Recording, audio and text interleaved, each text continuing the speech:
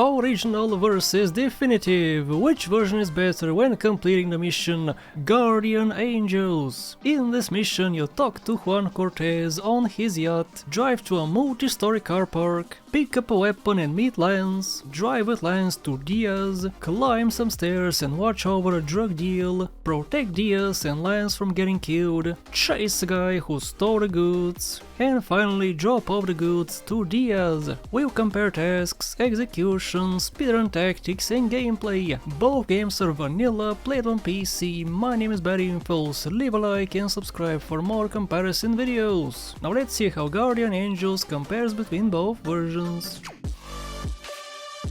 Since the opening cutscene is really short, there is not much to say here, except that in the Definitive Edition on the right side, we can see much more of what's on land. We can see half the building and most of the crane. In the original we can just see the top. Slight improvement, but nothing major. This is what Tommy says after the cutscene is over in the original. Diaz, huh?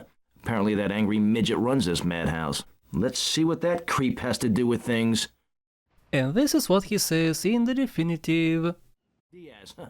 Apparently that angry midget runs this madhouse. Let's see what that creep has to do with things. Like every single time when Tommy says something during a black screen, the Definitive removes the black screen, mutes half the dialogue, and shows the rest of it when the game places you in the world. It's a shame because what he says is really important. Nothing really important happens on the way to the parking lot and to Diaz, but when you arrive, this cutscene appears. In the original, Diaz's hands go through his body several times, making him look weird. In the Definitive, this was fixed as you can see. Now he's properly animated. I have also noticed how in the Definitive Edition, when a cutscene like this one ends, Tommy almost always decides to do a waiting animation, like stretching his arms, pulling his legs, or even scratching himself. We don't see this that often in the original, guys. Okay, now for the Kruger. In the original, you always have a crosshair on the screen, so when you decide to shoot, you know exactly where you would shoot. If you want, you can also shoot in first person by clicking the aim button. I don't like doing it because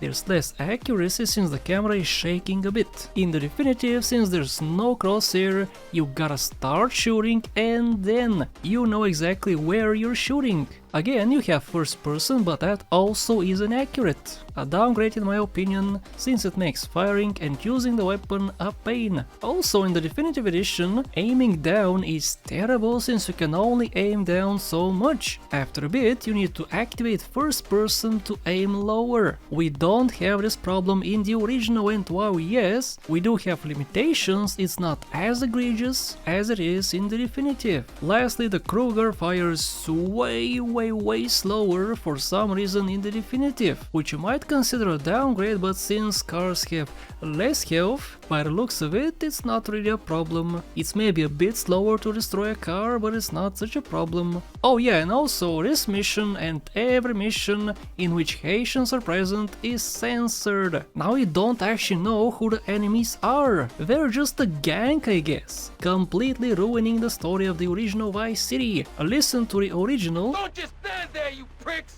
Chase that Haitian dickhead down! And now listen to the Definitive. Don't just stand there, you pricks! Chase that dickhead down! You can clearly see where the dialogue was cut and a new line was added. It's a shame because the story is very different from now on, since we'll see the Haitians very often. The rest of the mission plays out the same, so let's move on.